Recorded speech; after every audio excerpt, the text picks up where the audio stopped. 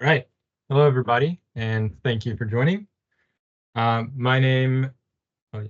My name is Raphael Monafort, and I've been a researcher at NREL for just over 7 years. And for the majority of that time, I've been working on computational models. I've worked on a number of software projects, but more recently, I've been leading an effort to characterize the portfolio of wind energy software supported by the U.S. Department of Energy. And as part of that work, we're hosting a series of workshops over the next 2 weeks. And today is the first one. And it's specifically focusing on software related to systems engineering. Some of my colleagues from NREL and Sandia National Lab are co-hosting this workshop. And they're Pietro Bortolotti, Garrett Barter, Dan Zalkind, Ernesto Camarena, Jeff Allen, and Ethan Young. And before we proceed, I just want to point out that this workshop is being recorded and the materials will be made available online. I'll go over the agenda here quickly just because it's changed slightly from when this workshop was initially planned. I'll start with this intro, and then I'm going to move into an overview of the WETO software stack as a whole. And then there will be an opportunity for open discussion specifically relating to the overall collection of software that we call the WETO software stack. Then the model owners of WISDEM, WEIS, pyNuMAD, and WindSE will each give an overview of their tools. They've also prepared a pre-recorded demo of how their software is used in practice, and they'll give an overview of the planned roadmaps, the future roadmaps for their project. And after that, there's another opportunity for a larger, longer community discussion. And I just wanted to point out that we're excited for this workshop because it provides us, the model owners, an opportunity to have this two-way communication between us and you, the community of users. As I see it, and so for that reason, we've allocated a large portion of the time to this kind of two-way communication or discussion. And as I see it, those parts are really the key of this workshop. We want to hear feedback from you about how the WETO software can be improved, what's working and what isn't, and ultimately how these tools can have the greatest impact in wind energy. So before moving into the overview of the WETO software stack, I want to talk about briefly the Holistic Modeling Project, which is the project that has supported these workshops and this whole portfolio coordination initiative. The primary funding mechanism for wind energy research in the US is through the federal government's Department of Energy, and specifically the Wind Energy Technologies Office. And that's the acronym for that is WETO. So that's the WETO in the WETO stack. WETO's mission is copied here, and it's quite long, so I'll just summarize it as WETO invests in research, development, demonstration, and deployment activities that enable and accelerate the innovations needed to advance wind energy. However, in 2024, we can say that research, development, demonstration, and deployment nearly always involves some sort of modeling or analysis software, and this often requires new software development. So you can maybe rephrase this as WETO invests in wind energy software that enables and accelerates the innovations needed to advance wind energy. The scale of wind energy research supported by WETO is quite large. I'm showing here on the right a listing of the active projects specific to NREL funded by WETO, where the project names are sized more or less in order of rank by the size of funding. And my point here is just that there's a lot of projects, a large breadth of projects, and most of these projects involve the creation or expansion of computational models. And because of this large breadth of projects, there are a lot of software tools, and historically there's been little cohesion or coordination across them.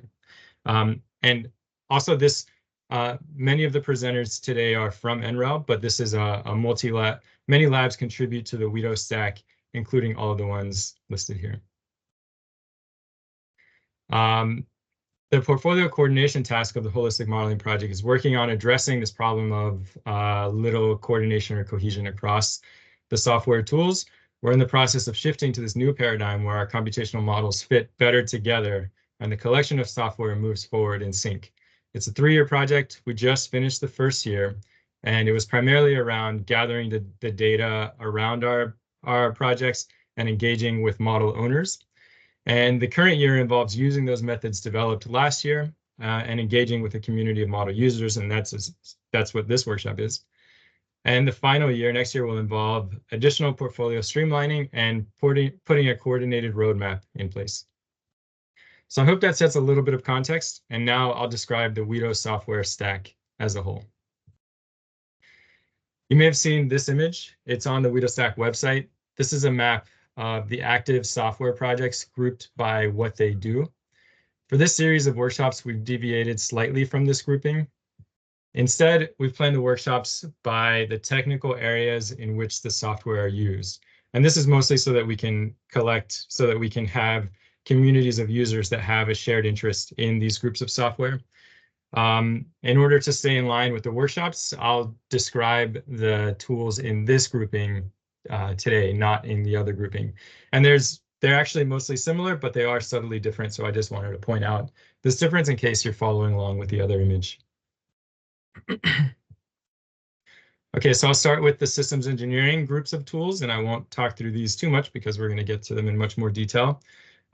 These are the systems engineering group of tools. I borrowed this project from the Big Adaptive Rotor, or BAR project, and I thought it was worth showing here because it really nicely captures how some of these tools fit together in a real workflow. So WISE, which is the lighter yellow box, is a design optimization tool, and it uses WISDEM, which is another lower level optimization tool. And WISE couples WISDEM with OpenFast and Rosco, which are two other tools from the WETO stack. And we can also add pyNuMAD to the mix for higher fidelity detailed design. So I won't, again, we're going to talk through each of these tools in detail, so I won't mention them here, but I just wanted to kind of show this big high-level picture of kind of how they fit together, how they can fit together. Moving on to the techno-economic analysis and cost modeling tools, they can be mapped similarly in terms of how they're used in an overall analysis. This diagram shows the tools in different areas of cost modeling in order to ultimately estimate a total value for wind energy assets. And I'll start here on the right side of this diagram to describe this. WAVES is a software that models capital costs, operating costs, and energy yield to determine a total asset value for a wind energy system. It gets the CapEx estimate from either Land BOSSE, Hybrid BOSSE, or Orbit, and those are here in the middle. And those three calculate the balance of system costs for land, hybrid, or offshore wind power plants. And Coral is an add-on to the offshore balance of system costs, specifically to model shared system installation infrastructure. WAVES gets its OpEx estimate from Wombat, and that's here on the bottom. It also uses Florist, which is another tool from the WETO stack to get an estimate of energy yield to find the total asset value. Narwhal over here on the right is a library of cost equations for offshore wind farms that also integrates with some of these other tools to develop its cost models. The next collection of software are the wind farm analysis and controls models. And these are mostly related to characterizing and improving the energy yield of a wind farm. Florist is a steady state wind farm wake modeling software, and the output of Florist just looks like this. It's very low fidelity, but also cheap to run and highly tunable to existing data. Its core capability is to estimate the energy yield of a wind farm given a set of wind conditions. And this is often used to optimize wind farm layout or design wind farm control strategy to mitigate wake losses. Flask connects Florist to field data. It facilitates working with SCADA data to enable wind farm model validation by connecting directly to Florist. It's also used for field experiment design and monitoring.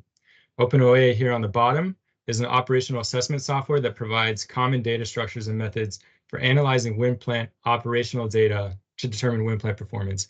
It's specifically been used to identify a variety of operational losses, and there are examples of this using an open data set within the OpenOA documentation.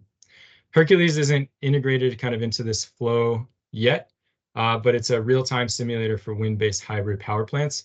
It integrates with AMR Wind, yet another tool in the WETO stack for high-fidelity wind farm aerodynamics.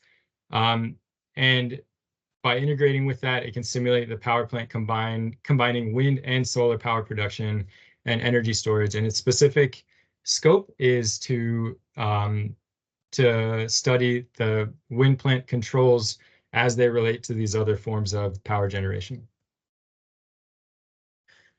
OpenFast is a collection of tools that, of course, contain OpenFast, along with a set of adjacent tools that enable using OpenFast effectively.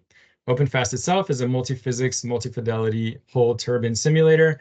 You may have seen this graphic from the OpenFast documentation in various publications. The OpenFast software contains distinct modules for aerodynamics, hydrodynamics, controls, servodynamics, and structural dynamics. It also supports modeling a variety of turbine architectures, including floating offshore wind turbines. FastFarm, here on the bottom right, is a superset of OpenFast that contains additional physics modules to enable full farm modeling, including wind turbine wake interactions.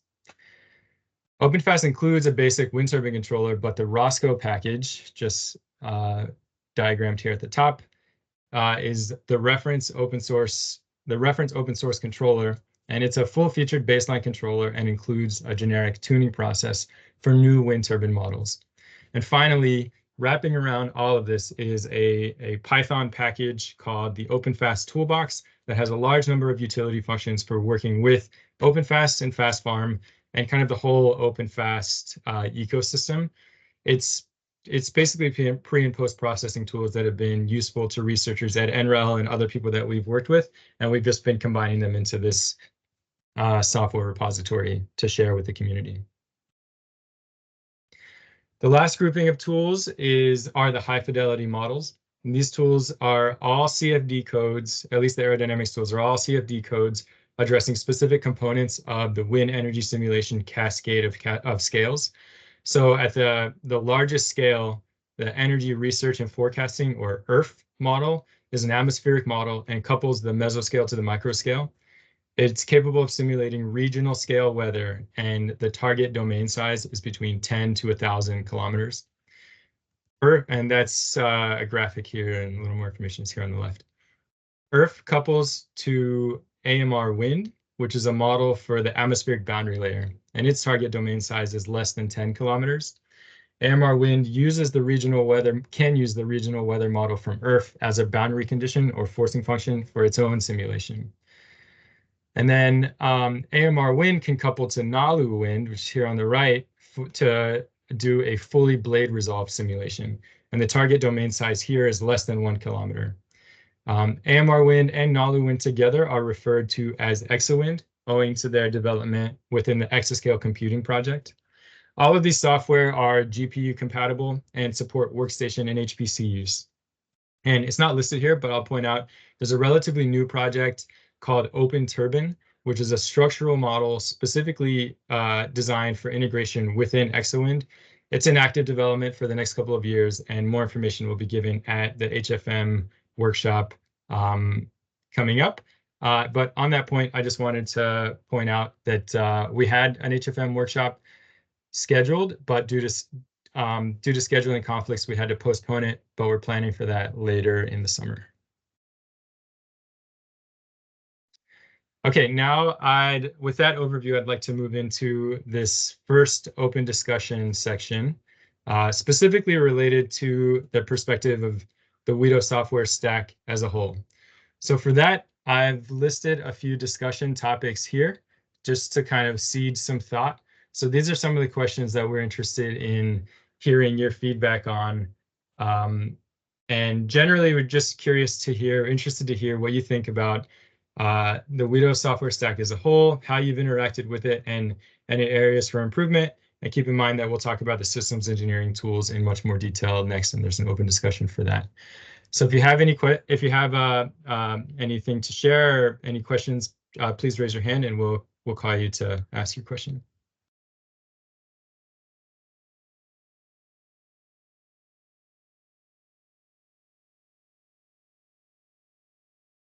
Go ahead, Meg.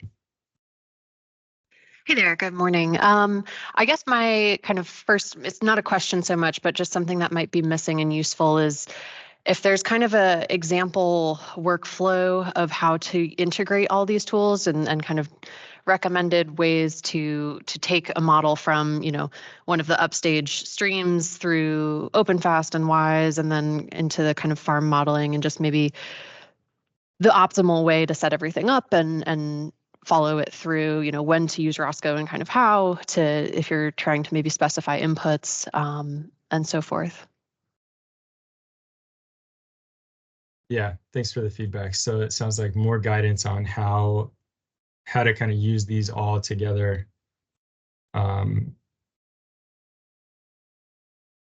Okay, thanks for that, Meg. There are some examples, I think there are some workflows available online. Have you, like especially within the WISE framework, have you found any of those to be useful in describing this?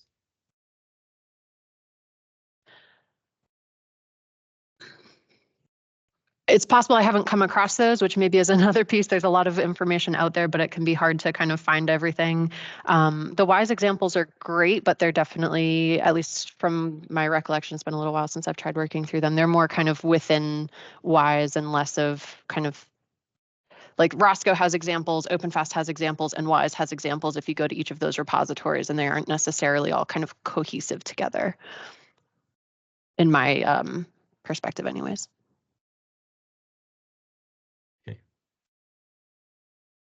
Thank you, Meg. This is, well, sorry, early morning. Meg, this is great feedback. Maybe I just wanted to share that we share with you a little bit the grand vision of a unified workflow and the underlying library behind that is the, or at least one starting point is the WindIO library, right? So this common definition of a wind turbine and a wind farm that can be used across tools within the WETO software portfolio and beyond. So also across organizations in Europe or like from DTU or TU Berlin or others. And we're not there yet with that WindIO. Which is actually it's that YAML file that goes into WISDEM, that goes into WISE. But yeah, that's some of us at least envision that WindIO to be one core element for that integration across scales, across workflows. But yeah, so I appreciate your comment. Thank you.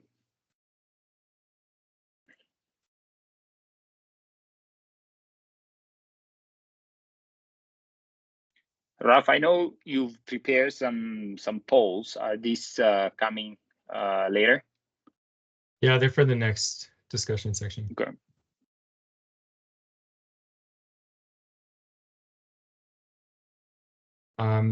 Yeah, I mean, if we can, if there's no specific comments here, we can keep moving into the next section. But and maybe that'll. Maybe another reply to Meg is that the workflows across software and across fidelities it's then really user dependent. So that might be a little bit of a complication for us to come up with generic solutions. Anytime we glue codes, then we are necessarily pre-assuming a certain workflow, and that sometimes actually constrains the usability more than it helps. But yeah, that's more like a headache for us developers to keep the modularity, but also allow for integrated workflows.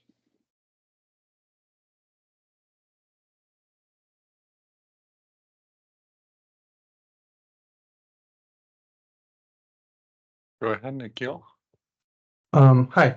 I think it'd be really helpful, at least for us, to have different user groups and differentiate those user groups by, I would say, how the value chain works within the wind industry. I mean, like we have a team, but we're not experts in turbine technology, but we are really interested in cost models and something that the developers would be interested in. And then our operations group is interested in the controls and on the other side. So I don't know if like there is any thought in actually differentiating users into user groups, and that's like broadly based on like how the value, I guess how the value chain works within the industry.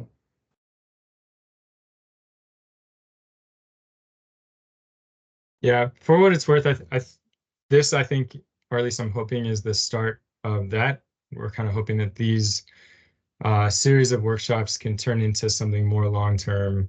And this is one of the first times that across the WETO software stack as a whole, we've gotten the model owners together with the user community.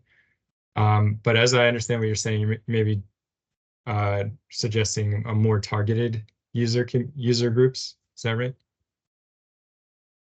Yeah. So like, I mean, so the wind industry, obviously, there are a bunch of different players within it. The turbine, obviously the turbine OEMs, the developers, the owner operators, the operational people, obviously academia, and all of them have different capabilities. We actually don't necessarily have like NREL type capability, but we still want to like use the tools and get something out of it. So like we don't necessarily have the capability to do everything in terms of systems engineering or open fast or high fidelity modeling, but we do have the capabilities to run, say, in the cost models or the wind farm controls. So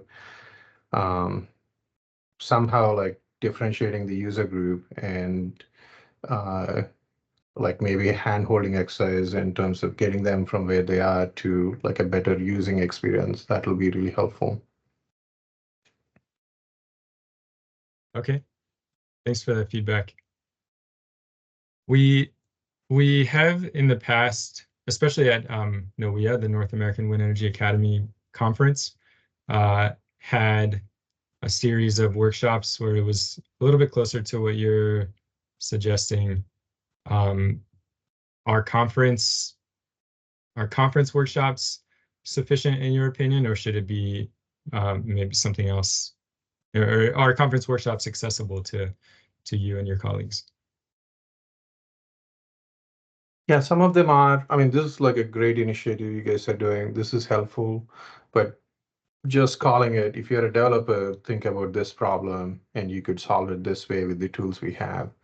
And then that being recorded and being accessible somewhere in the website, it's like a great tool for like a new analyst to get started in our team and then like pick it up and go somewhere with it. Okay. Phil, we may also be able to leverage the forums for something like this, have very more targeted user communities on different forum threads, and have some posts that are frozen to get to some of the requests that Nikhil is describing. Mm-hmm. Yeah, that's a great idea too.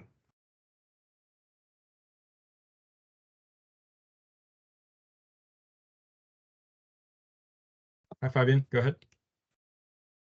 Hey, yeah, it's really cool. I mean, there are so many things in that diagram, like so many. And there's like these little kind of, these small boxes that all model maybe some physics and some dedicated part of the system. And then there's this other component that ties things together. And, you know, this kind of the systems engineering part where you can optimize different systems together. And I think from my perspective, I guess a lot of people already have a bunch of tools and model libraries of, in-house of kind of models that they typically use in their workflow. And I guess I'm sure you've heard this before, but I guess it's probably useful to also understand, hey, if you already have some physics models or model libraries in-house, this is the way how you could tie them together, similar to how we tie together here all these models that we developed. So I think that could be useful from like this connecting things together perspective. But then also it's really great that yeah, there is a lot of detail and development on these items by themselves, like the ROS code controller and so on, so that people can also just pick what they need and really dive into the details there. But I really see those like two aspects, and I think allowing some flexibility of integrating external tools or maybe giving some guidance on how to best do that could be maybe helpful for some people, I imagine. Okay. So you're specifically suggesting to give guidance on how to integrate some in-house tools or some other tools external to the WETO stack within some of the larger systems that are embedded, that are kind of built in the WETO stack. Is that right? Right, which I think is probably very difficult to do in practice. But yeah, yes, I think that's right. Yeah. It's a good idea. Yeah. Yeah, that's a great idea. That'll be helpful for us to, I mean, like, it doesn't need to be a complicated model, but we have a lot of Excel models we still use. I mean, even like a short write-up on how to combine our Excel models with this suite of tools would be great. Mm-hmm.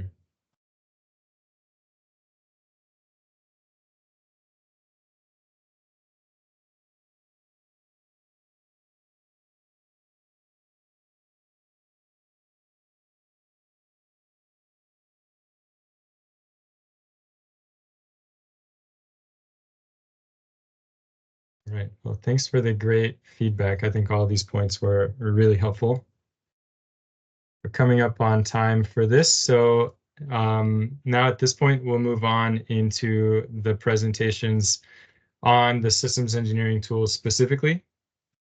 So next up is Pietro Bortolotti describing WISDEM.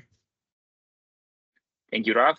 And I'm Pietro Bortolotti. I'm a senior researcher at NREL, like Raf.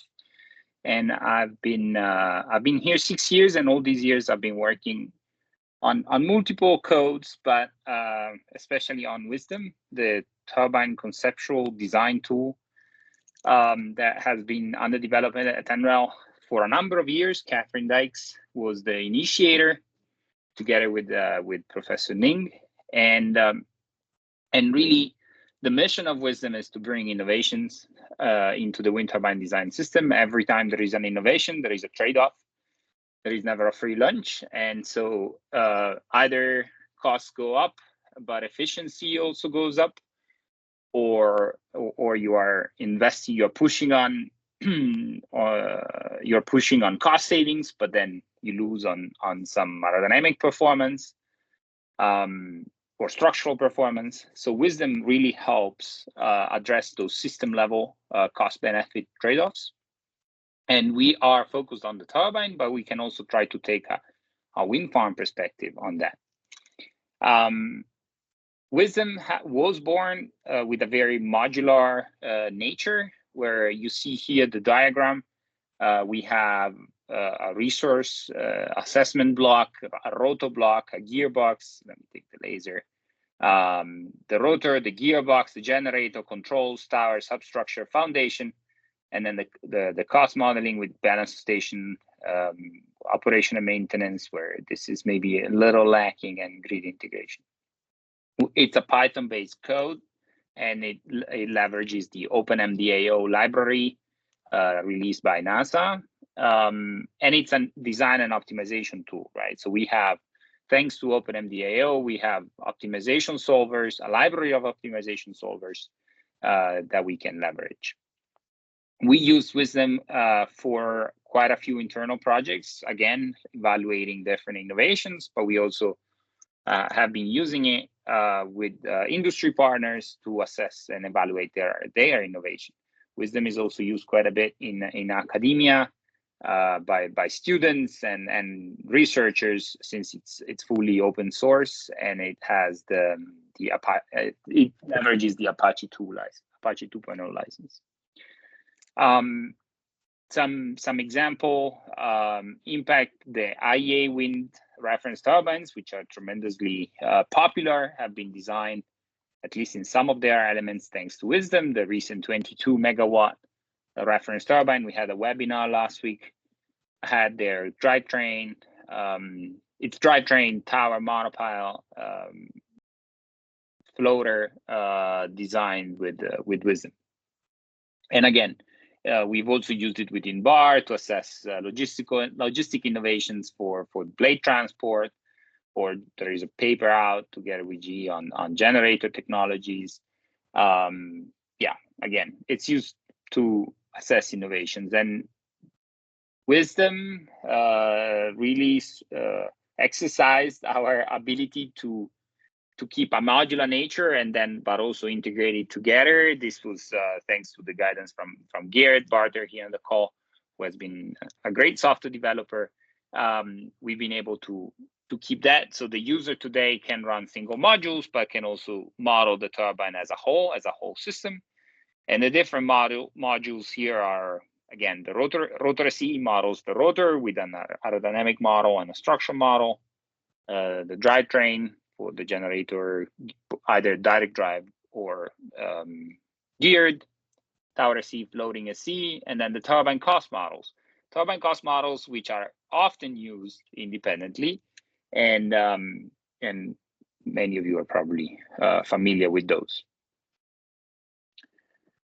Here it's a little demo. I'll try to run. Rafa, I might need your help. Yeah, if you click. Hello, I'm Pietro Bortolotti. And Okay, that's not what I meant. I heard an echo. Raf, can you start it?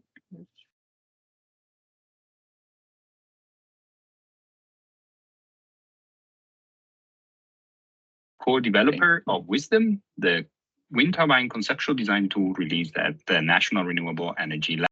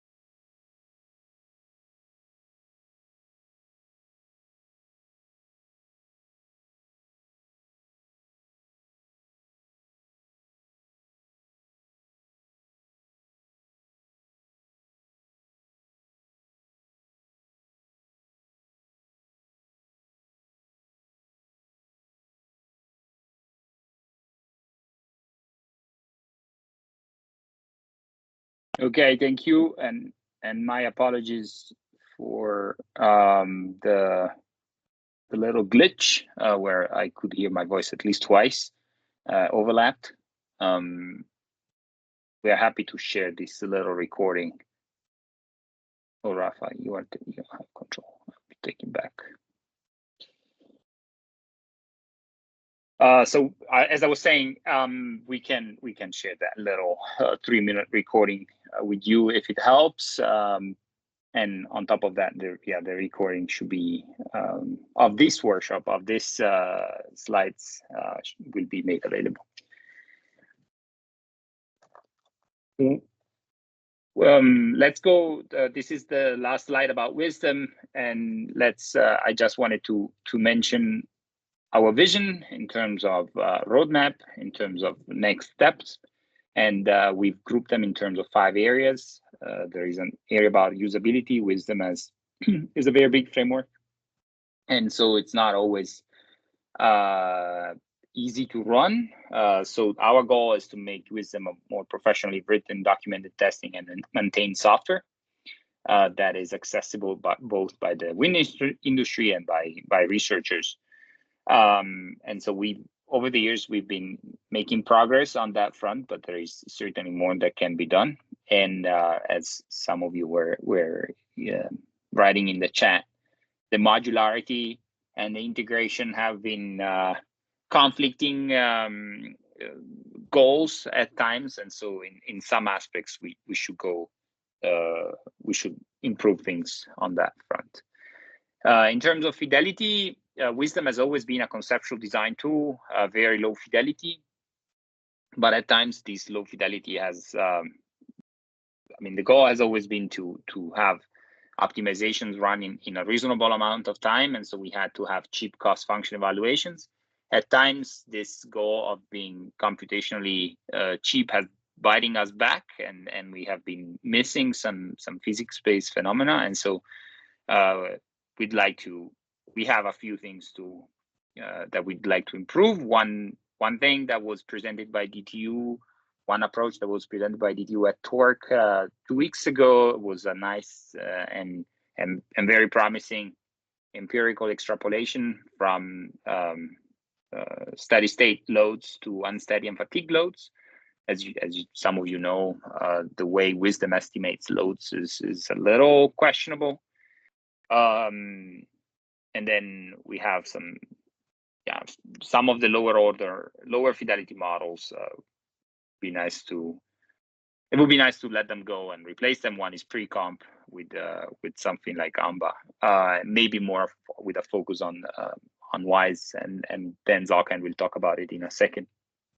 Another big request was on the iterative solve for rotor elasticity, where right now the rotor is modeled as rigid. Well, aerodynamically it's modeled as rigid, and then the loads are applied on a one-way coupling.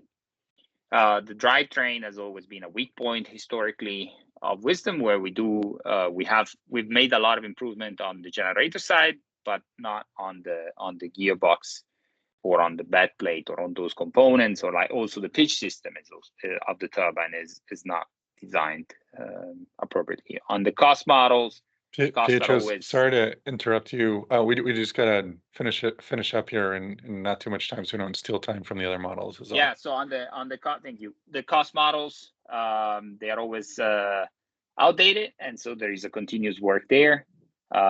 Components, we have an electrolyzer module that we'd like to bring in formally, and then on the numerics, there is again more work that we can do in terms of optimization, gradient-based supports and uncertainty quantification.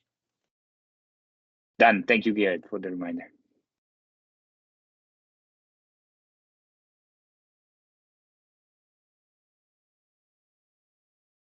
All right, Dan, you can take control and click through.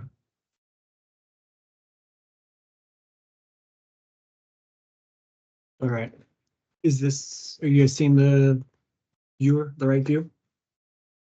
Yeah, the viewer. Yeah. Cool. All right. Well, thanks for having me here. My name's Dan Zalkind. I've been leading this WISE project. I've been at NREL for about 4 years and was actually hired on to work on this WISE project where the goal is really to do this thing called controls co-design, where we design the plant model and the controller at the same time. And in order to do that, we essentially coupled WISDEM, the system engineering model, with OpenFast, which is an engineering level model for performance and loads. And so what that essentially allows us to do is do this techno-economic analysis along with the performance analysis, which includes the controller, all in the same environment. And so like most of our other tools, this is available on GitHub underneath the WISDEM organization. In practice, this is a stack of WETO software modeling tools. We usually work our way from the bottom up to the top. We've got different levels of fidelity, but yeah, we start with this WindIO parameterized turbine and floater, which we then convert into something with geometry, mass, and cost using WISDEM. There's a number of other pre-processing tools, as well as Rosco, our open source controller, and some hydrodynamic pre-processing that gets all that system engineering information ready to run simulations. And so we can do that using OpenFast. We've also got a lower fidelity tool called Raft, which in the frequency domain is a nice way to model floating wind turbines and does it rather quickly. We've got pCrunch, which is sort of a, Python version and the successor to like mLife and mXtreme in the past, which then post-processes all the outputs, and then we can group these all together and using the geometry from WISDEM, do a little bit of light structural post-processing, mainly focused on tower, monopiles, and blades.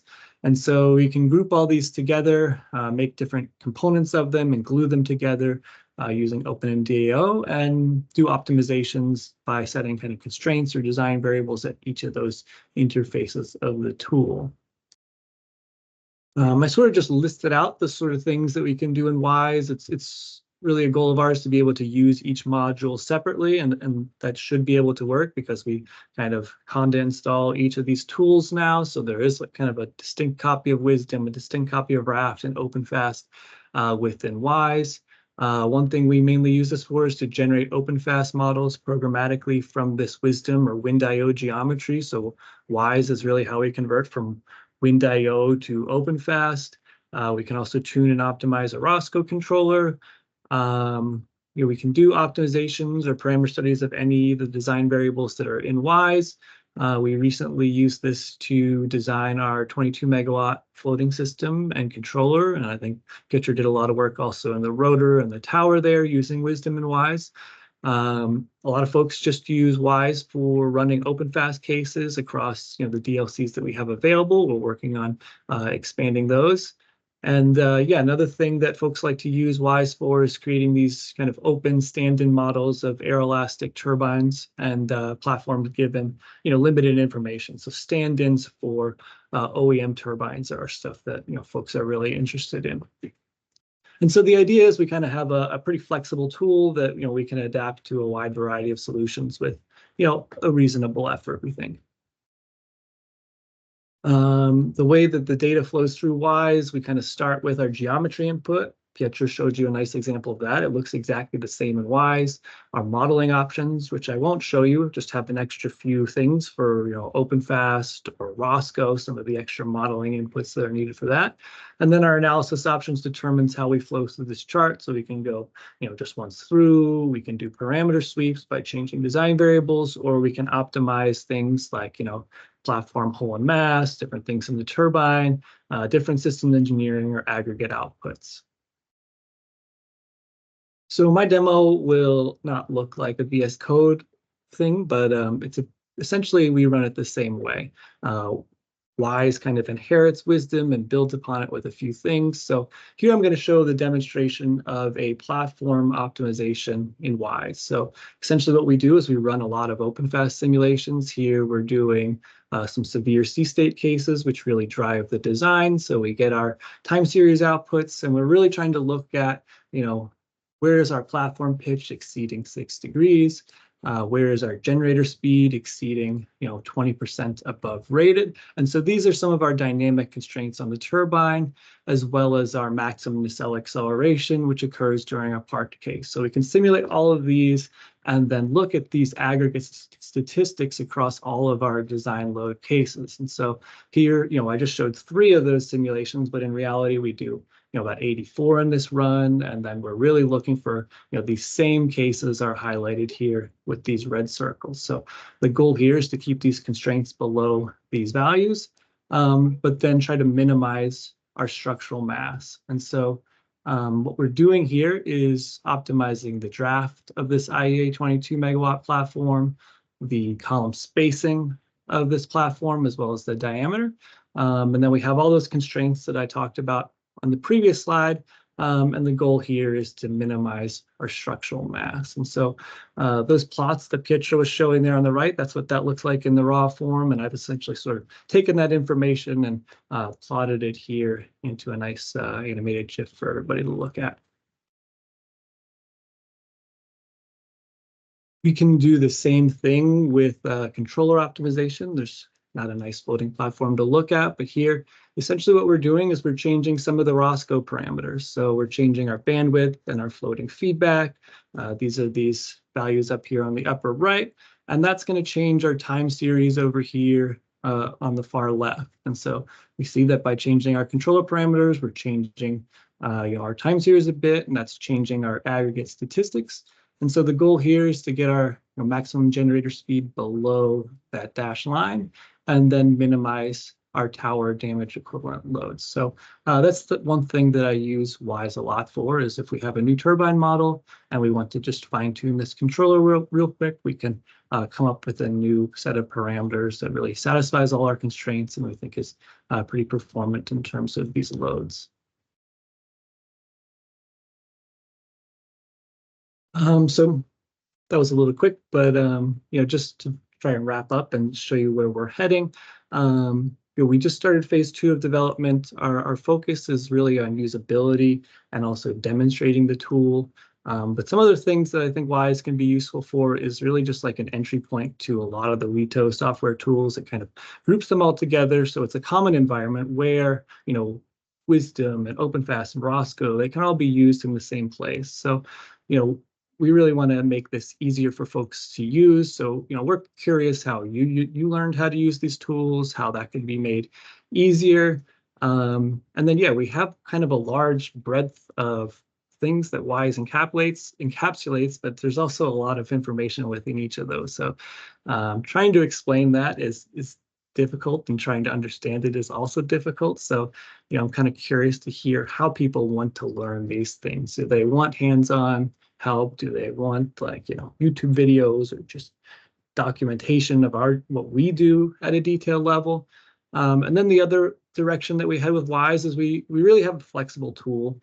Sometimes that leads to it being not so robust, but it's hard to do both of these things. So we try to keep it flexible so that if a new research project or idea comes along, we can take these building blocks that we have and respond to new research calls and requests to solve industry problems. So if there's like a new tool or technology that you are curious about integrating, I think we'd be interested in helping with that. And just in general, we want this to be a tool like a hammer that we can use to solve whatever research problems there are. So that's about it for me, and I think I'll hand it over to the pyNuMAD team next. Thanks, Dan.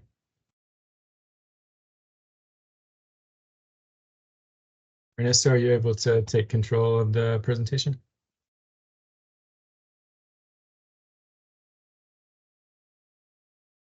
Yes, sorry, my computer was thinking for a while. I couldn't unmute myself. Okay. Yes, so let's see. I think I got it now. So my name's Ernesto Camarena. I work at Sandia National Labs. I've been here for about 5 years. I'm one of the lead developers for pyNuMAD. I'd like to take a minute to introduce pyNuMAD and show a little bit of a workflow on some basic cases. But you may have heard of NuMAD before.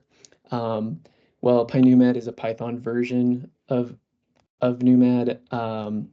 NuMAD was actually originally written, well, it was written in MATLAB, and we ran into some issues, both with the licensing as well as integration with other codes. And so we created a new version, pyNuMAD, to just circumvent those issues. So now hopefully we can reach a broader user base, being license independent. And yeah, so basically, so if you didn't know what NuMAD did, pyNuMAD does a similar thing. It helps, it basically assists with the creation of structural models for wind turbine blades. And so let me see. I guess the other point is that I just wanted to mention that the Sandia team is no longer developing the old version, which is NuMAD. We're now exclusively focusing on pyNuMAD. And some notable differences now, some extensions beyond NuMAD that we've made in pyNuMAD is that we've added capabilities with various model fidelities. So NuMAD used to be a pure shell model, but now pyNuMAD includes analyses for beam models, shell models, and solid models. And something to emphasize is that we've also added adhesives, and so, because that's been a problematic area that a lot of models neglect. So yeah, that was one of the more recent updates. But yeah, so for beam and shell model, those are embeddable in other system design optimizations, as was shown in the earlier slides. And the solid model, those are more suitable for high fidelity work. So like, I mean, if you're familiar with the fluids, the aerodynamic side of thing be comparable to like large eddy simulations. So this is kind of a snapshot of how the workflow goes with pyNuMAD. So we start with the WindIO file, similar to WISDEM, what Pietro showed. Well, no, actually, it's the same thing. We take some of we ignore a lot of the turbine data and just extract out the blade data. And from there, we create something called a blade object in pyNuMAD. And it consists of these other sub-objects. And once you have this, then you're ready to create a structural model. So any structural model, whether it's beam, shell, or solid, you're going to need to define boundary conditions, you're going to need to define your geometry, and you're going to need to define materials and layups. And this is really what pyNuMAD helps you basically automate. So it helps you with boundary conditions in that if you pass in loads to it, it'll apply it to your structural model, or it'll write it into an input file needed for the structural model. It'll for the geometry, that's basically, think about your mesh. So you need a shell mesh or a beam cross-sectional mesh or a solid mesh. And then the layups, yeah, you need to just, like with the complexities of a blade and all the layups, the code will create that information for you, and it'll output it into various model formats. And just to emphasize, though, pyNuMAD doesn't actually do any structural solving. It's more of a preprocessor to various codes. And that'll be more apparent on the next slide. But yeah, so let's see. This is kind of a little bit of extra detail on the meshing. So there's really two ways to go about meshing with pyNuMAD. We either have a qubit-based mesher, which it does require you to have a .gov email address, because that qubit is a Sandia meshing tool. But we also have our in-house mesher. So that mesher, obviously, well, you don't, like pyNuMAD actually does the meshing, so it's completely open source. So yeah, so with the qubit mesher, you can make 2D cross sections for beam models, and it also creates a beamdyne file for you. And if you're also interested in solid models, or maybe you're not interested in beam model, but you want to go to solid, well, basically once you make your cross sections, there's an option to connect those cross sections with span-wise splines and create those volumes, and then those volumes will be meshed. And then you have your solid element mesh of a full blade. This is just a segment of it. And then it'll create input files for you for Sierra solid mechanics, which is a Sandia code, a Sandia finite element code, or Abacus, which is also another finite element code.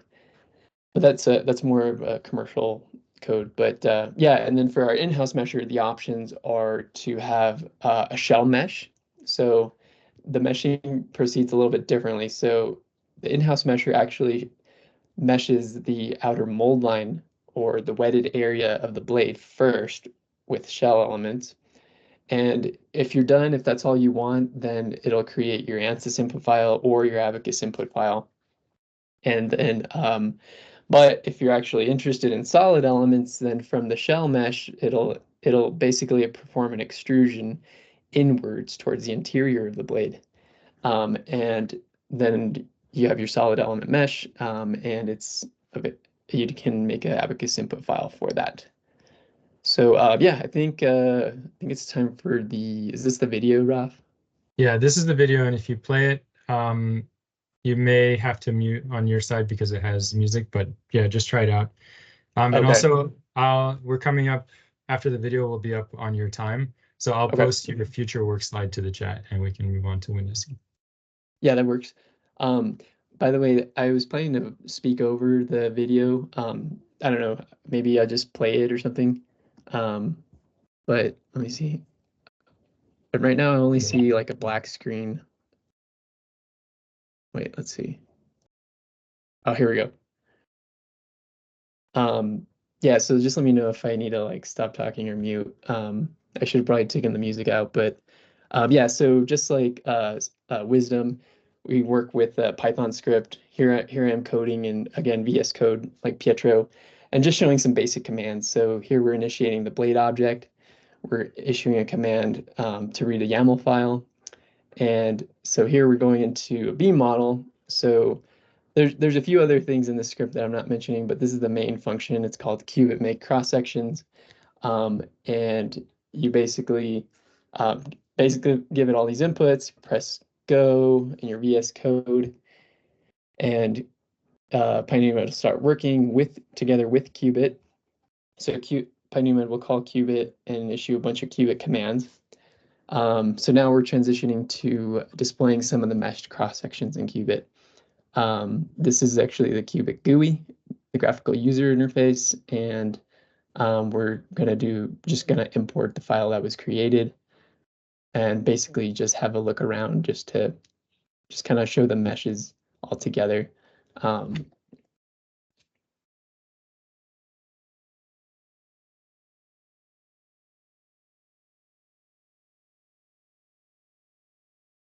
So the next model is actually going to be, well, here's showing just kind of a sample. Here's our beamdyne files that pyNuMAD created. This is also a beamdyne file. And then the next model is the solid model with qubit and Sierra. So this is, didn't show the workflow, but these are just kind of what the cross sections look like when they're connected with span-wise splines and with volumes, and then mesh the volumes. This is just kind of a quick demo of like how to look at specific parts of your mesh. So you can tell qubit to draw certain volumes with certain names, and pyNuMAD names those volumes, so you can do that. So here we're going to look at station 3, for example, and you can also look at like adhesives. So the material is in the volume as well. So if you want to look at your adhesives and that kind of stuff, you can do that. Okay, so for the shell model, this is going to be made with our in-house mesher. So again, we have a basic Python script. This is the main command here. It's called get shell mesh. You feed it a blade object and a few other input flags. Press go, it begins meshing. And this is a little bit sped up just so you're aware, but you know, just to keep the video kind of quick. But this is kind of a zoom in on the output from that function. It's blade mesh. So here are your nodes, the nodal coordinates, the element connectivities are shown right there.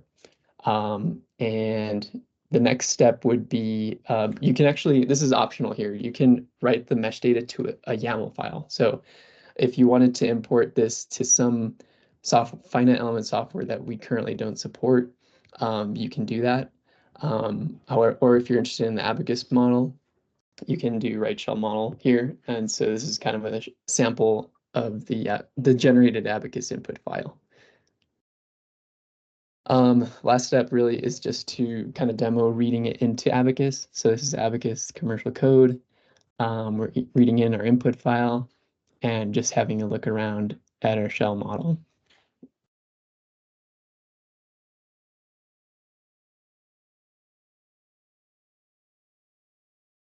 All right, I think that's it. So yeah, thanks everybody. Thanks, Ernesto. Ethan and Jeff, if you guys want to take over the screen. Okay, let's see if I've got this working. Did that do stuff? Is this doing stuff? You're good. Wonderful. Okay. Hi, everyone. I'm Jeff. I've been working with Ethan on this code called WindSE. SE stands for System Engineering, and so we're in the System Engineering section. That being said, WindSE is kind of an outlier as we try to kind of mix, you know, lower fidelity models and higher fidelity models in order to try to produce optimizations. So keep that in mind as I go through this. So WindSE is an open source Python package that is designed for both simulation and optimization of turbines. So you can do just a single turbine optimization, or you can try to optimize some factor or feature over an entire farm. The kind of key design philosophies that we've been using for WindSE are, first, we want to kind of strike a balance between engineering scale models and like full resolved CFD, so that we can get the kind of physics that we're interested in modeling, while at the same time being fast enough to actually perform optimizations in some sort of some sort of good amount of time. In other words, we don't want to spend 10 days doing an optimization. And if we go too highly resolved, then that becomes a problem. And if we go too low resolved, then we're not capturing some of the physics that we're interested in. And so because of that, we kind of have this philosophy that we care more about the actual trends rather than chasing the highest possible fidelity. So as long as our simulation shows, say we're doing an optimization with respect to power and we're doing a layout optimization. So we're trying to move the turbines around to try to get the maximum power. What we care more about is, if I move this turbine slightly, does that increase or decrease the power appropriately? Less so what that exact power is. And so this kind of leads us into an interesting situation where doing super high fidelity simulations, something that we can do, has difficulties when comparing with other high fidelity simulations like AMR Wind or NALU. But we have the speed to try to do some of these cooler optimizations. So here's kind of like the feature set of what WindSE can do so far. It's open source, which I already mentioned, Python based, which I already mentioned, mid fidelity, which is kind of our sweet spot. And then we can do CFD models and both uncertainty quantification and or optimization. We can either do a steady state RANS simulation or unsteady LES, you know, with turbulence and everything if we really, really wanted to. And we can do kind of 2D or 3D simulations as needed. We also have the ability to do just, you know, simple flat terrain. So maybe doing something like offshore modeling where we don't really care that much about terrain. Or we can add complex terrain. We have a in-house meshing software that will mesh the entire domain of interest, as well as making sure that the turbines themselves are high enough fidelity that we get that, again, interesting trends, but low enough, and optimize the mesh in such a way that we're using those degrees of freedom in a smart way so that we can run fast enough to do the optimizations we care about. The kind of important thing about WindSE is that it uses automatic differentiation tools so that you can do gradient-based optimizations, and it uses fun adjoint problems to make it so that that's a little bit more efficient. So in theory, we could do an optimization with hundreds of different controls, and it should be of similar cost to one that has fewer controls. And this is kind of the power that WindSE has, is that we can get these gradient-based optimizations for large number of controls. And of course, it's open source. It has the Apache 2 license, so on and so forth. So here's a quick demo. I'm going to pass it over to Ethan. Hopefully this audio plays correctly. I'm going to mute myself just in case. And play. Oh,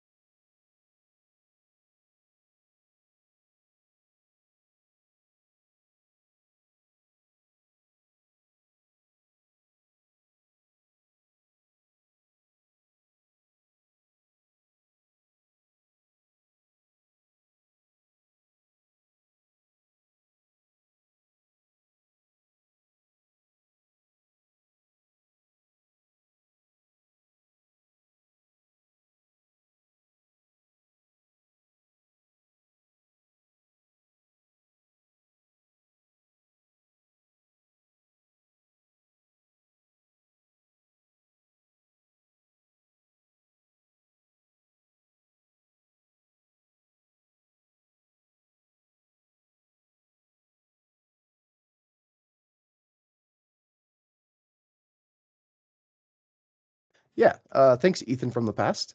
So that's kind of just the basic example of what WindSE is doing. We have tons of other different controls and objective functions.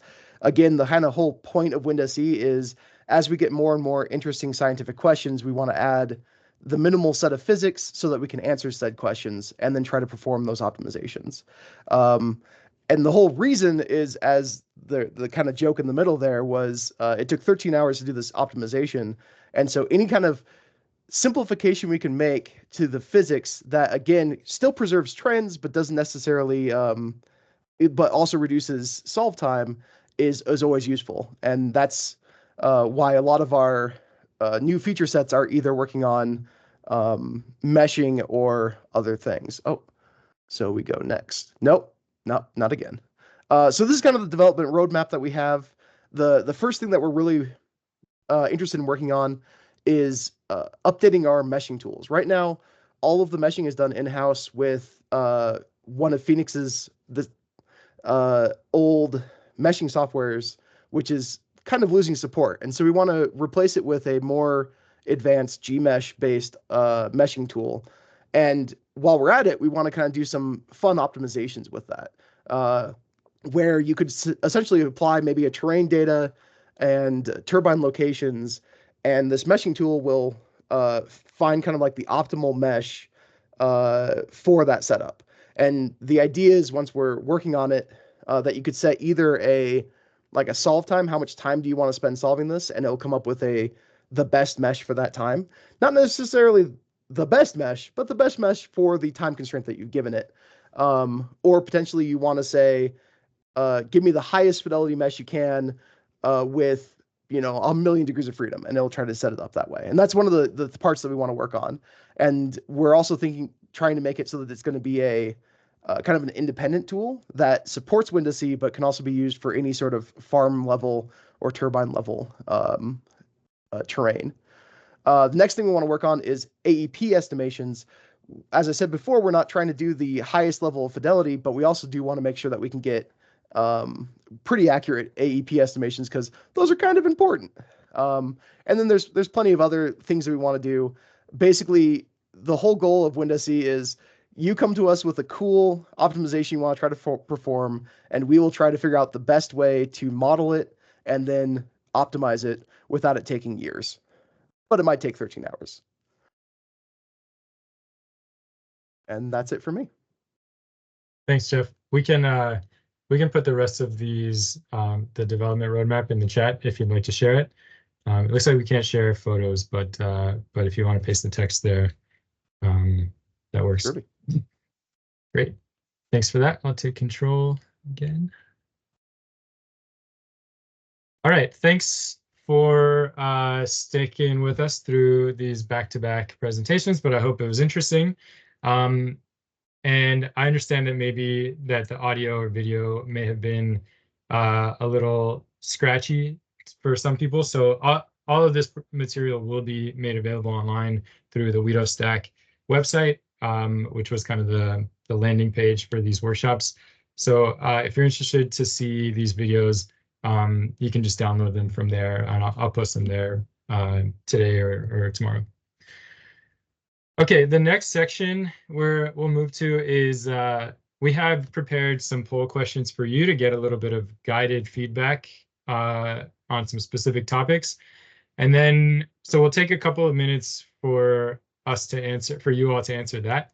And then there's an open discussion. So this is similar to the first one, but specific to these set of systems engineering tools. And yeah, so I'll go ahead and activate the poll, and please fill that out.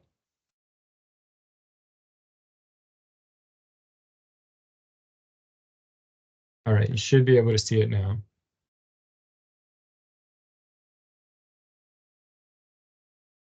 Yeah, it came through on my screen, Raphael.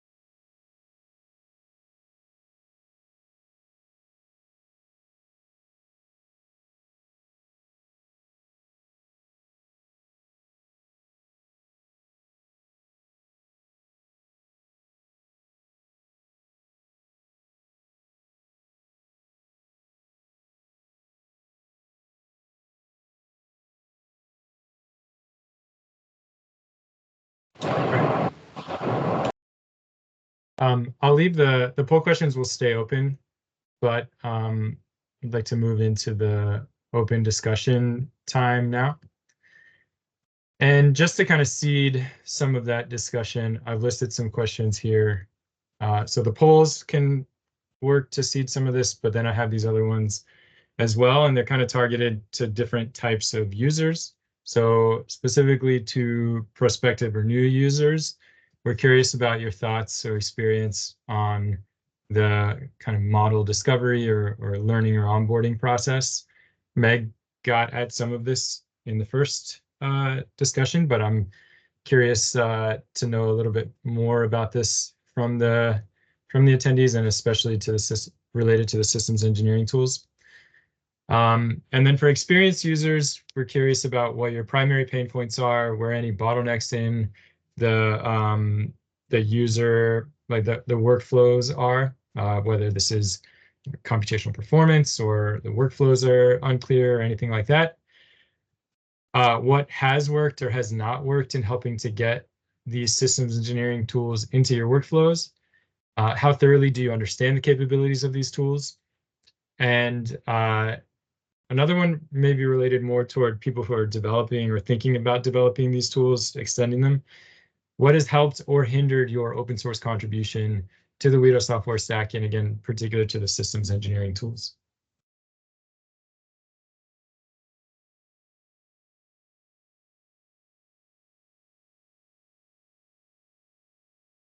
Here's your chance to tell us what we're doing wrong. Or right. Hi, I've been using OpenOA a little bit, and I wanted to share my experience. So once you try to install libraries from GitHub and you try to run the codes, and there are certain examples as well to follow, but you run into problems, right? It doesn't look like really a turnkey package. And then you go debugging, then somehow we found that, okay, you got to delete these files, upload and download the most updated files. So it takes some time, and then we usually do not have so much time to debug and go after these things. And I had an intern who went after it, worked with you guys a lot, discussed with you guys, posted a lot of questions, but it took some time, so that my opinion would be like, when you put something out there, if it were really easy to use, just to follow the demo and then got the things going, then it encourages other folks on the team or to embrace it more easily. They're good, we can eventually crack it, but some time needs to be put in. So that would be my, when you have it really well laid out and you follow the steps, things don't work. You have to go hunting for why certain libraries are not working, or this particular file needs to be updated. So things like that. I got the same feeling when I saw what WindSE can do. I'm like, oh wow, this is amazing. But I know if I go and try it out, I'm gonna be stuck. So it's gonna take me some time. So that's the initial feeling I got. Okay, thanks for that feedback. I appreciate that. Maybe some editorial comments there. I think we acknowledge your frustrations. We see it too when new staff come on board, or we have interns come on board. They hit the same roadblocks as you, whether it's installing it or using it, working through the examples. For us, we're kind of in this gray zone between research quality code and well engineered, completely software professional code. We don't have the resources here to just stand by and completely address users' needs all the time and make sure everything's working 100% and very professional. So we're doing the best we can. It's nice that our government sponsors have recognized the influence that we have through these open source models and have endorsed us trying to do a little bit better when it comes to the user experience, like you just described. But they also said, hey, we're not going to pay for you to, to be a commercial code outfit. One, it's not appropriate for us as a national lab or a set of national labs to compete with industry. Two, we also have other projects that we need to get done.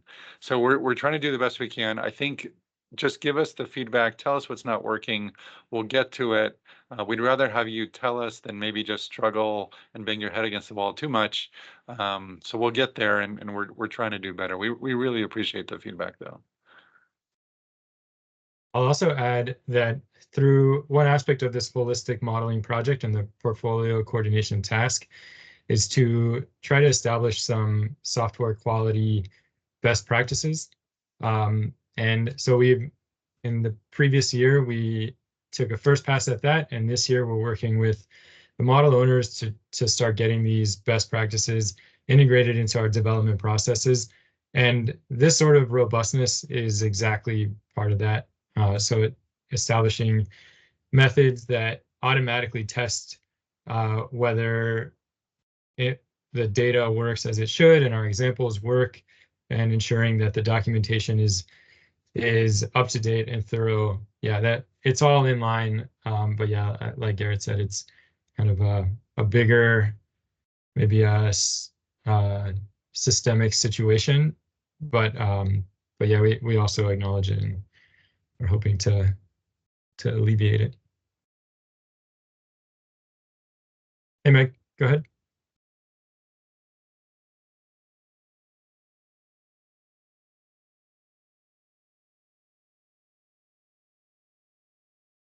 Hey, Meg, I see you have your hand up. Do you have a question?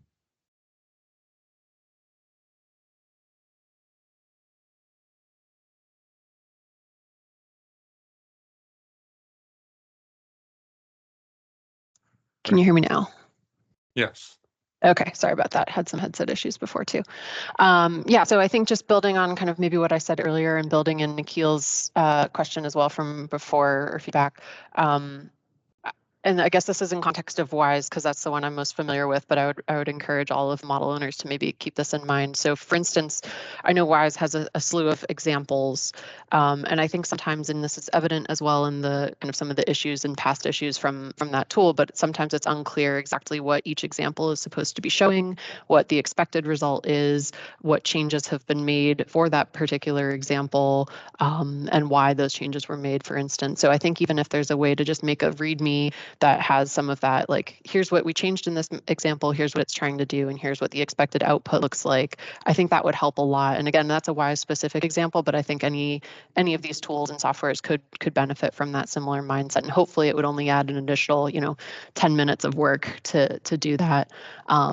But I think that would really help with the usability of it. We could see, oh, I'm trying to optimize for X. I need to change Y in order to do that. And then this is what the output's supposed to look like. And I guess maybe to expand on that further, like per Nikhil's feedback earlier, if you think of it in terms of like users as well, maybe adding some additional examples of, okay, if you want to solve for, maybe you want to hold something constant, but you want to solve for a similar thing. Like, here are some ways you can adapt it to take care of that. And just kind of thinking through use case, different uses for the tools from different use cases. Thanks. Yeah, just hearing you talk, that sounds to me like the examples often, at least in the context of WISE, are there. Like, technically there is a description of how to run a thing, but maybe not the context of why we're telling you to run the thing. Would you say that's accurate? Yeah, I think so. And maybe I need to go back and double check, but last time I looked at the READMEs and the WISE examples, it was just saying an example of X, kind of self-evident from the title, but not really the depth of what exactly changed, what the expected output from that simulation should be. So yeah, just a little bit more context and information there. Okay, that's really helpful. Thanks, Meg. Yeah, what I'm hearing is that, like, it helps to know what to look for at the end to know if these things did what we wanted them to do. And I think that that's a common theme with a lot of our tools, is kind of developing that eye, but we can also put out what we think the output should look like.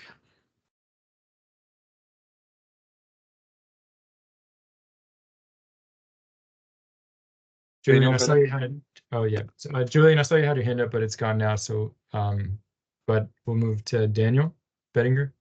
Yeah, thank you very much. And kind of just building off what Meg was bringing up, I think it'd be really nice to have more of like, again, just more of a succinct example of like this example wind farm or, existing wind farm. Here's the process that was done. Here's the order. We used all these modules and here's the, the resulting outputs. I think that would be really nice and have some actual real life application, as opposed to kind of sporadic, examples of each module would be extremely helpful. Okay, thanks. Yeah, something else that seems to like a part of this story seems like maybe it'd be nice to have a cohesive set of examples. So examples that work, maybe like build on each other or tell a story. Yeah, I wonder if we should put out like some sort of template for our examples. Like, here's the inputs at a high level, pointing to the files that are detailed. Here's what it's doing. Here's what it's not doing. And then here are the outputs. And then maybe how those can connect to other things. Let's just brainstorming off this feedback. Yeah, I really like the story idea of basically starting with a very basic version of the simulation and then changing one thing to tell a different part of that story and changing another thing until eventually you get to like a complex version of the system, that hopefully controls a lot of the features. And because I know in WindSE, one of the things we use our demos for is just to demonstrate a feature that exists. But you guys are 100% correct. Adding context to that would probably add a lot more usability. So thanks for putting something on my list. I'm definitely going to get to that. I think we've also discussed decoupling the examples from the code base itself, which is probably more like what you might get with commercial software anyway. So if you could just pip install, conda install these software like libraries, and then have a separate GitHub repo that's just maybe a collection of examples across many different codes. That way they're a little bit more guaranteed to work nicely together, to show these workflows that some of the commenters have shown that cut across the different models as you build in fidelity or complexity, that sort of thing.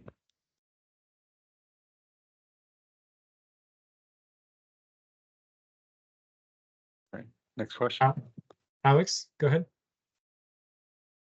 Hello, I'm a pretty new user. I've been using like the software stack for about a month and kind of like learning. I feel like I really agree with kind of what's being said about the examples. It's a little bit difficult to kind of follow what they're, I guess, meant to kind of show. But then I think more than that, I think it's a little bit difficult to kind of learn what all of the different like software are meant to be doing and kind of differentiate and understand like the differences. I feel like webinars like this are really nice where like the WindSE description, for example, was really nice, like the describing what mid-fidelity actually means.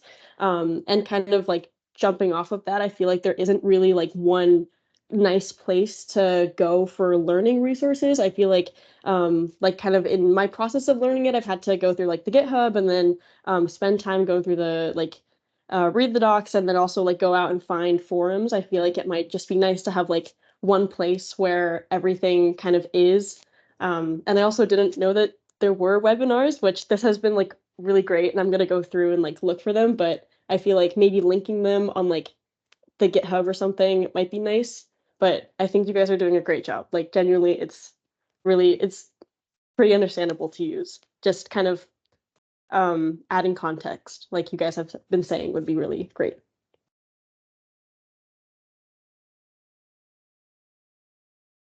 Thanks for that feedback. Yeah, it really helps to know, especially what does work, in addition to what doesn't work. So thanks for that.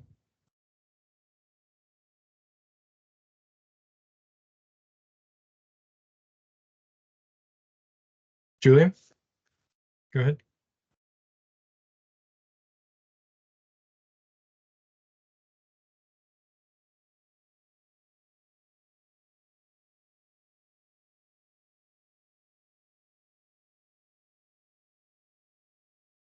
See, you're unmuted, but I don't hear you.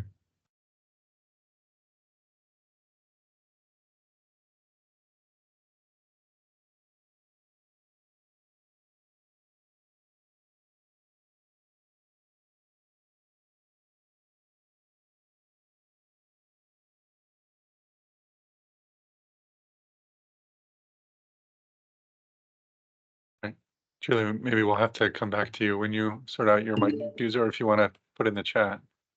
I can read it in real time.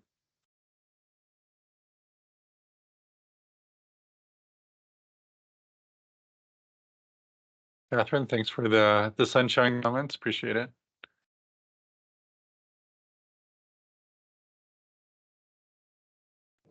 Along the lines of what Catherine was saying and Teja was saying about the installation issues, like we all recognize that there's a gap here.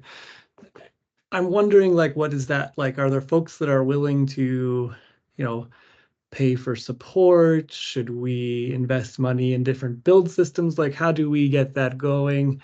Like, for instance, I have an intern that I'm teaching WISE tomorrow, and I blocked off an hour on their schedule, and that'll probably be enough to get him up and going. But I realize that we can't do that with everybody, but I feel like in some ways that's the best way to do it. Like what is this, are people willing to pay for this kinds of thing? I know we didn't have anything like that in our polls, but I'm just kind of wondering if there is room for that, or folks are interested in that type of thing.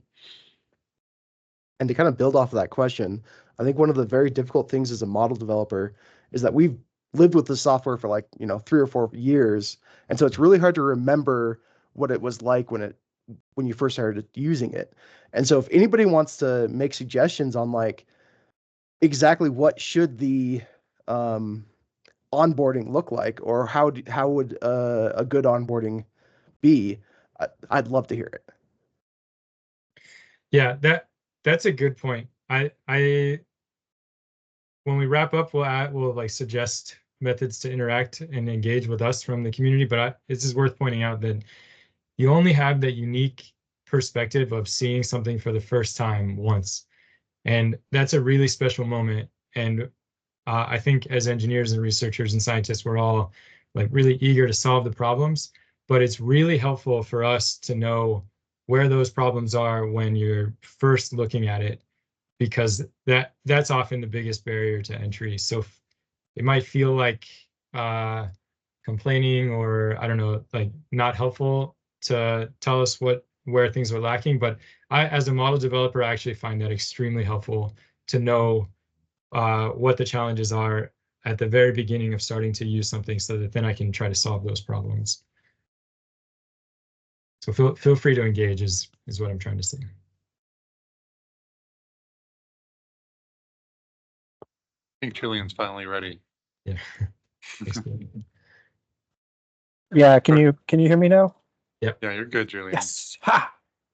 I wanted to say a couple things. I'm thinking the reference systems that Pietro and company are developing could be a really nice way to showcase some of the tools that we looked at just now. I mean, I think many of the tools like Generator SE, maybe pyNuMAD, are used in designing the reference turbines.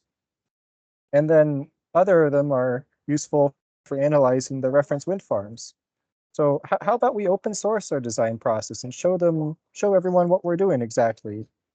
And then I guess sort of hand in hand with that, many of these tools seem to use WindIO as a common way of understanding the world.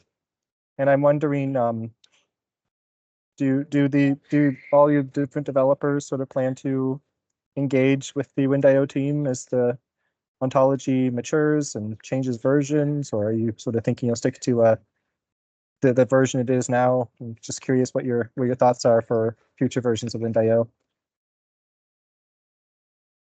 I can speak to the high-level perspective from the portfolio coordination. This is something that's on our roadmap for the next year to kind of encourage the adoption of WindIO more thoroughly within the WETO stack. So it's on our radar, and but how we'll do that and how the collaboration from the model owner specifically to the WindIO team happens, I think is still maybe TBD. But maybe each model owner has their own perspective too here.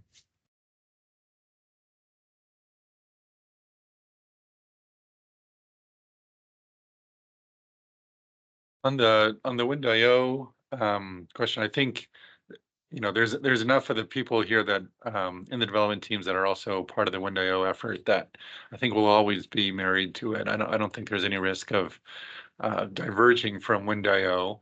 I think as both the model and that WindIO effort grow, yeah, things will only get better and they'll only get more and more aligned. That's I imagine PHO and Dan share that same perspective as kind of the model owners for those that use the WindIO input directly. For the first question, I'll defer to others too. I think for the IEA 15, we did try to put in some of the scripts that were used to design, for instance, the tower and the monopile into the repository. I think they were probably buried a bit, and maybe I think your point is well taken that we could brand it a bit or elevate it a bit and showcase it or pull it out as a separate example, maybe in the tools repository, not just in the reference systems repository. So yeah, I think we could do better there. It's a good idea, Julian. Thanks. You have been thinking that along the lines of this workshop too, is like we just maybe need to document in some markdown pages, you know, how we did this IEA 22 megawatt design. Corey and I are actually, we just had this idea the other day to like show all the different optimizers that are in WISE kind of in the context of this IEA 22 and just put it all on a page. But I'm now worried that like hopefully that page, we don't want that page to be like buried somewhere. We kind of want to figure out how to get this information to the people, like, you know, where they start looking. So, you know, we can always direct people to the right places, and having it up on the internet is the first step. But you know, we also want it to be clear to folks when they get started.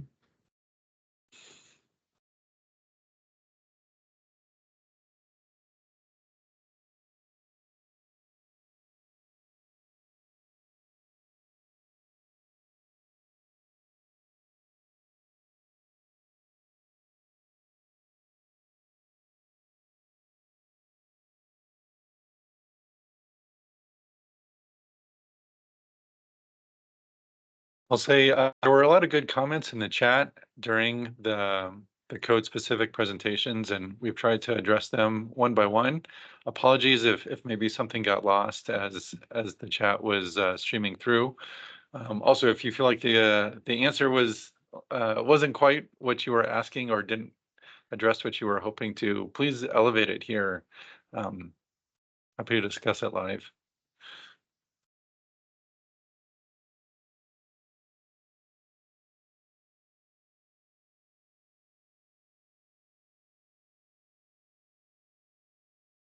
Yeah, I just want to reiterate this idea of the wind turbine library being WindIO capable, or at least something I could import. I mean, it's a real treasure trove you have there that just seems, I don't know who to talk to about it. I think I put an issue on GitHub somewhere. Just wanted to raise it here as well.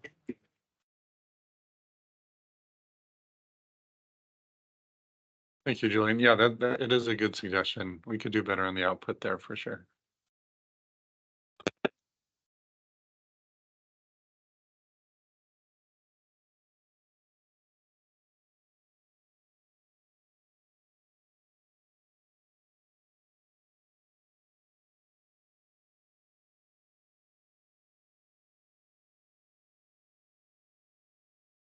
Go ahead, Yorgos. Hey, good morning, everyone. Thank you so much for the presentation. To be honest, I didn't know a lot of the things that happen within NREL, which is a little embarrassing, but I'll go ahead and admit it. Just a question that I don't think that was kind of the point of this seminar, but at the beginning you mentioned, you know, the different fidelities or different scales, and I think, you know, the overall goal is that we can bring more of the high fidelity tools into the design process, or at least that is in my mind. And I didn't quite see any reference to how you plan to integrate any high fidelity models. Right now, it happens completely offline. And do you see kind of future where high fidelity models can be incorporated, like certain case can be dispatched for a high fidelity model to resolve and get the result back? Or how do you see that integration happening, say when resources become more accessible, when it's easier to run this high fidelity simulations. It is happening to some degree. So through the holistic modeling project, WindSE, Flores is being integrated into WindSE as part of the optimization loop. So that's a mid to high fidelity tool integrating with a low fidelity tool. I mean, I don't see that within the scope of this portfolio coordination task, like specifically, though it maybe sounds like it would fit in. It seems more like a question of getting the research interest and funding for that, but maybe Garrett has better thought there. Can intercept here, and I think Yorgos, this is a very good comment, and maybe it goes beyond the scope of this workshop. I'll just say that if you think about WISE, that was a whole elevation of the fidelity of the analysis from WISDEM, which has all those weaknesses or limitations, let's call it, not weaknesses, and now WISE we can use OpenFast. I think another push on the integration with higher fidelity tools, which are hard to run in an optimization context, is WindIO, again, having this common input where input output, so that an output of WISDEM or WISE can immediately be fed to a higher fidelity framework. That's the 2-minute answer. It's a good point. That bar diagram that either you or Garrett made shows how some of these high fidelity and mid fidelity tools fit together, and some of that process is yet manual. It seems it's not code to code connections, and so it seems that developing the ontology or some sort of way to integrate these, to develop the language that the tools will use to connect each other, not a programming language, but specifically WindIO should facilitate that. Thanks. I was going to say simultaneously, if you have a use case where you'd love to connect a low fidelity model with a high fidelity model, let us know, and that way we can, try to propose that as a thing to do. Because a lot of these capabilities come when someone proposes, hey, I want to do a new thing, and then you add that new thing to your model stack. And so if there's a use case that you're thinking of, let us know.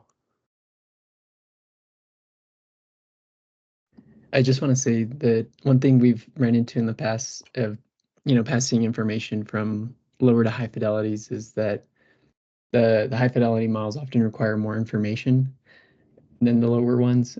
So if we have like a unified input output structure, it can bloat down the input for the input, like the low fidelity models, because you don't need all that information, but like the higher fidelity ones do. So I don't know. I think it's something we should work on as a whole, as a team, I guess.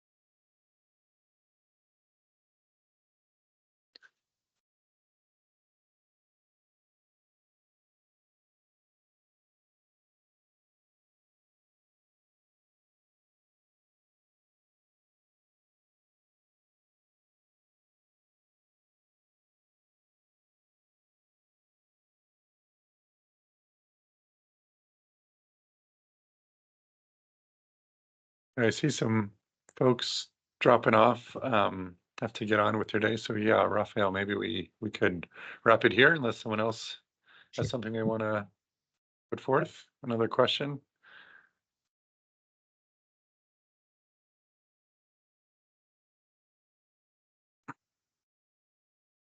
Yeah, that sounds good to me.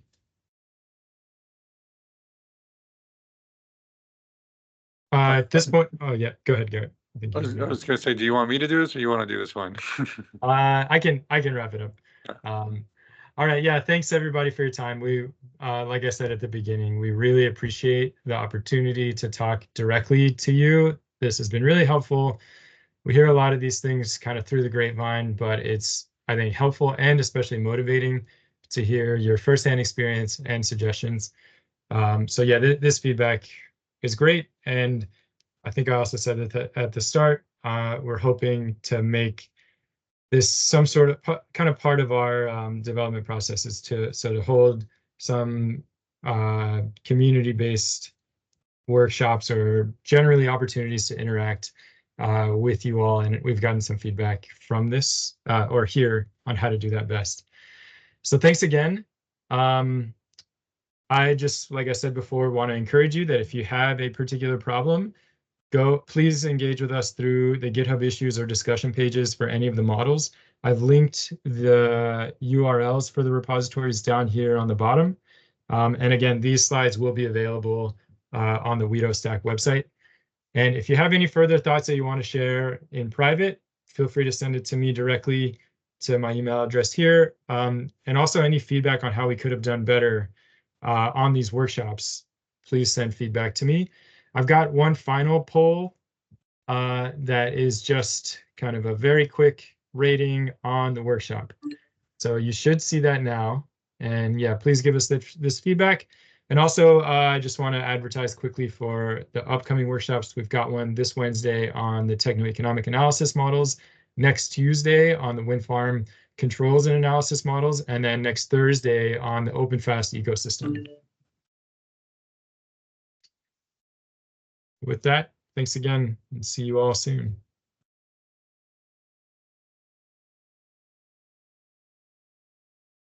Thanks, everybody. Bye-bye. See y'all. Have a good rest of your day.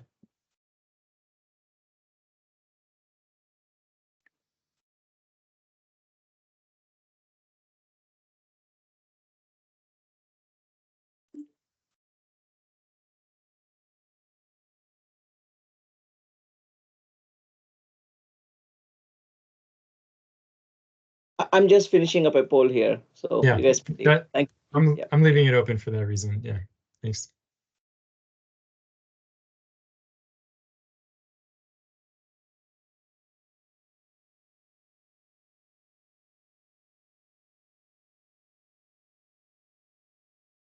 Nice job, Ralph. I like the intro. I thought that was a pretty good overview of everything. Thank you. It was honestly fun to put it together because I hadn't seen all of that kind of consolidated in one place like that. So it was tough, but interesting for me too. Also nice to see some friendly faces that we haven't seen in a while. Julie, I mean, Fabian and Evan. Wonder who Fireflies.ai note taker bot is. Did you put that on there? I don't know. Note taker Bose. All right, I'll see you later. See you, Ralph. Okay. See you, Bye-bye. buddy. Yeah, see you later, Ralph. Bye. Take Thanks, care. Ernesto. Yeah, thank you, man. Appreciate it. See you later, Raf. Thank you very much for your time today. Thanks a lot for your input. It was really nice. I appreciate it. Thanks for the time. Yeah, Are you coming to the controls one? I mean, the one in a couple of days. Next week, next Tuesday is controls. And you may also be interested in the TEA models on Wednesday. Oh, okay, I see. Yeah, I will definitely show up if my schedule allows. Yeah, and having these recordings will be great, right? That's the reason I asked that question. So, yeah, awesome. So I just wanted to share a little bit more. There is an intern who plowed through all the difficulties of installation, and he educated me on you got to delete files ABC and replace them with XYZ, and do this, do that, update the latest library, go back to this version of that library. He did all these things and he got things to work, and then you guys were helping him out to responding to his questions and all that. He did all the legwork and he's no longer with us, right? Yeah. Now I have to start with a new intern. I know what the difficulty was, but I can't really help him. He has to figure these things out. So that's why I feel when a product is put out by NREL, you expect, oh, it's a canned package. You just have to follow these steps and get this done.